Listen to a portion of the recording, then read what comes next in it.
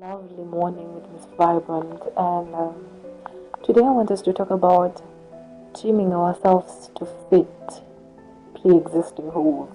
And this is what I mean.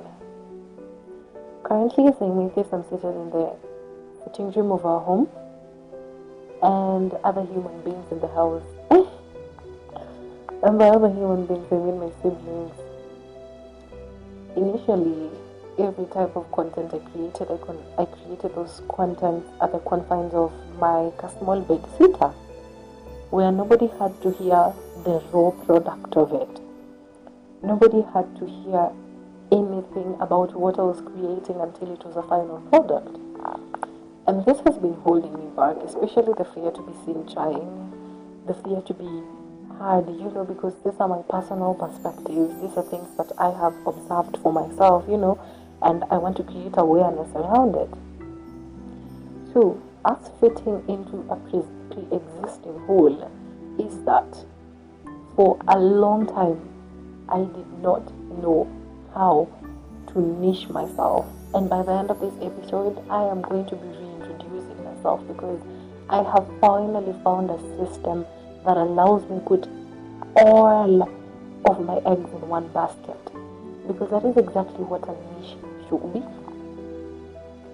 So we have people like, oh, I'm a content creator, I am an Instagram influencer, I am, a health and wellness trainer, all these things.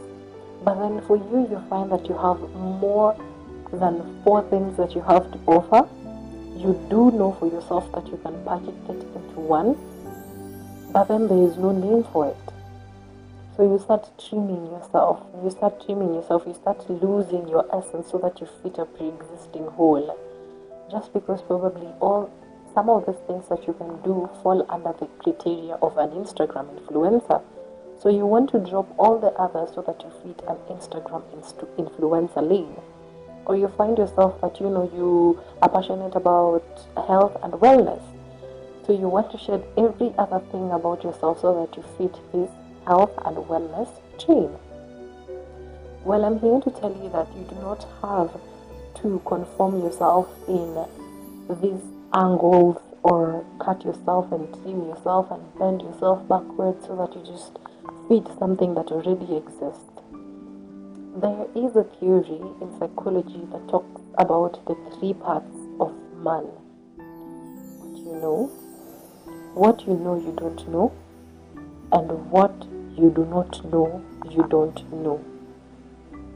So this is what I'm trying to say. In the third sphere is the things that you yourself do not know that you do not know. And that falls for everything in the world. There is something that all of us do not know, we do not know. It has not yet been discovered, okay? And that is your strong point. Be the pioneer. Be the pioneer in that ground. Be the person who voices out that you do not have to fit one lane for you to be known, for you to be heard. Set yourself aside. Do not allow yourself to be ordinary. Be extraordinary and be very bold and loud about it. So I am here to be bold and loud about it. I know for a fact that I have about 1 million things that I have to offer, but the world does not give me a niche because everyone keeps on asking, what's your niche? What do you specialize in? What do you talk about? Give us something, not a random topic, like a title that defines everything that you do. Well, allow me to reintroduce myself. I am a soul nurturer, your heart-centered mentor who's warm and relational at the same time. She focuses on core self through spirituality, gentleness, and emphasizes on care and growth. Infamously known as Miss Vibrant. That's who I am. All the things that I have to offer fall under that title, a soul nurturer, who is your heart-centered mentor. A soul nurturer, how?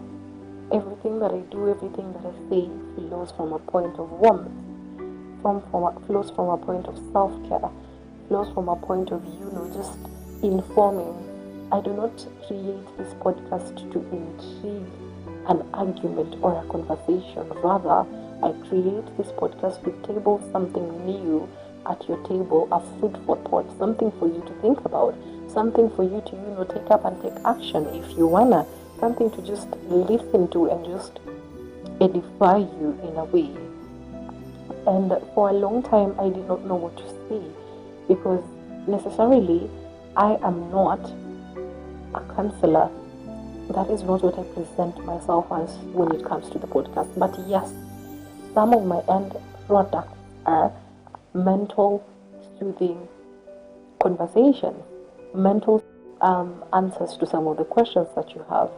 Yes, some of them table themselves as mental awareness, but that is not the only thing that I do.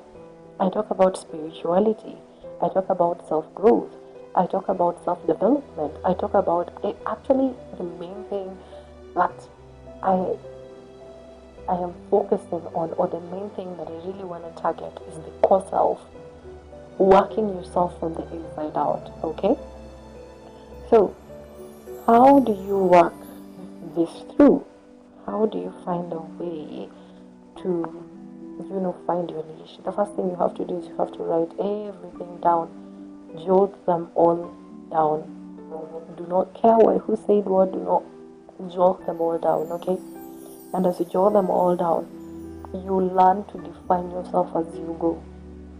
I don't know, this is probably the 20th podcast I'm going to be producing, and this is my first step at actually knowing exactly who my target audience is, who I want to listen to me, and some of the things that I want to be providing, because finally I have given myself time to understand exactly where do I lie, because I do not just want to go with the train of, okay, I am a mental health enthusiast, I am a life enthusiast, I am a life coach enthusiast. I do not want to go with any of those trains because they're already pre-existing and it is just easier to fall into any of them. I took my time to learn, falling and coming back, falling and coming back, falling and coming back, because sometimes it gets really hard, especially when opportunities start streaming in and people start asking you, like, okay, what do you do, what do you speak about, like, what really defines you as, in this page or in this war or in this channel, like, what really defines you? I could not answer that for a long time because I believed that I had more to offer than what really exists. Okay, the second thing that is keeping you there, or the second thing that is advocating for you to fall into these pre-existing holes, is that the scare, the fear of being seen trying, the fear of beginning. And this is what I mean. It is easy to pick something that is already existing, because then if it doesn't work, you have something to fall back on. You have something to say, it did not work for this person, it did not do this, it was just no for me. But when you build something from scratch, when you start defining something for yourself, you will work hard to make sure that it does not fail. Because one, you are a pioneer in that area. That is your own playground. You play in it however you want. You dance in it, you jump in it, you roll in it, you do everything to make sure that it works, because this is for you. This is a part of you. It doesn't matter how many people will copy it, how many people will follow in the footsteps, but you will make sure it works, because this is an extension of you. It is an extension of self.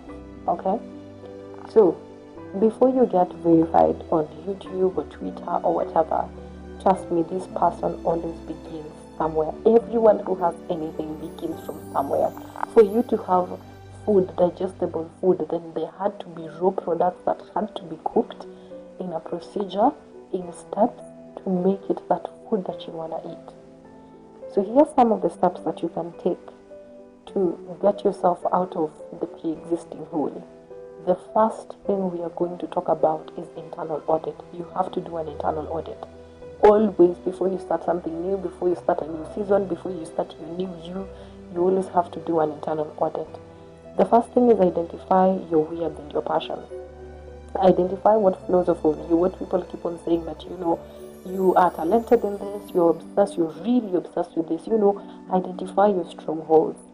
The second thing is identify your natural talents and your skills. What are some of the things that just flow off of you naturally, easily sustainable by you, doesn't have to give you a burnout or stress?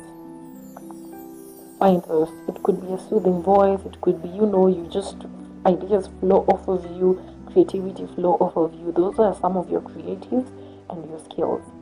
Now we come to the creative fusion. Take your passion plus your skill and make something of it.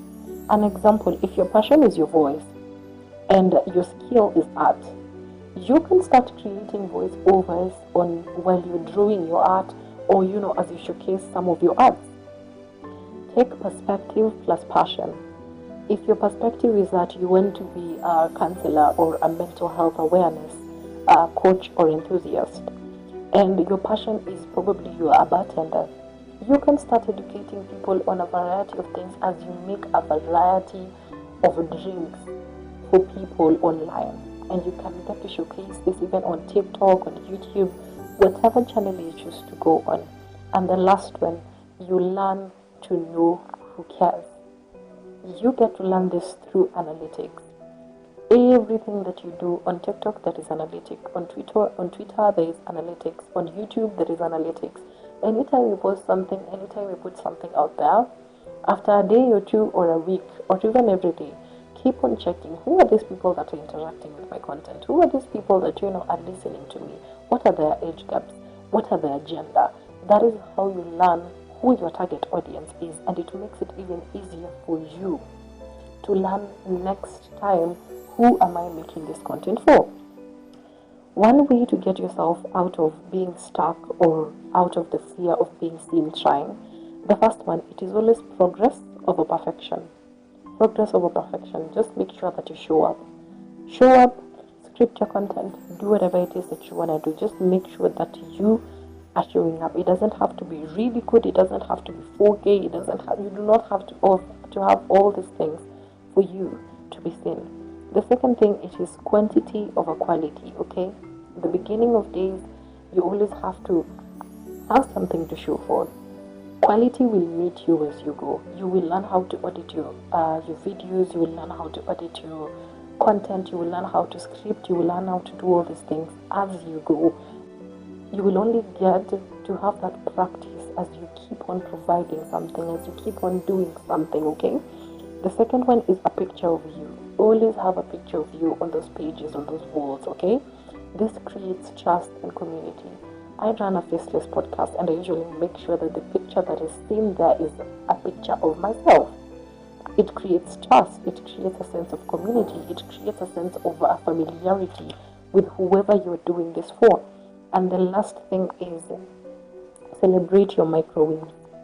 Celebrate your micro wins. It doesn't matter who remembered, who did not remember, what happened, what did not happen. This is your goal, this is your passion, this is your work. You are the only one who is going to benefit from each and every outcome. So do not wait for others to celebrate you. Do not wait for others to see you. Do not wait for others to actually acknowledge you. Acknowledge yourself first. Celebrate yourself first until you get to a point where every other person celebrates you. And even then, always make sure that you celebrate yourself first before any other person celebrates you, okay? I really enjoyed making this episode because it also hit a spot for me. It tickled a spot for me, and I try as much to make content that is authentic and also relational. And as I usually say, if this content is not for you, then it could be for somebody around you. So kindly like, share, comment, and subscribe, and I will see you guys in our next session. Bye.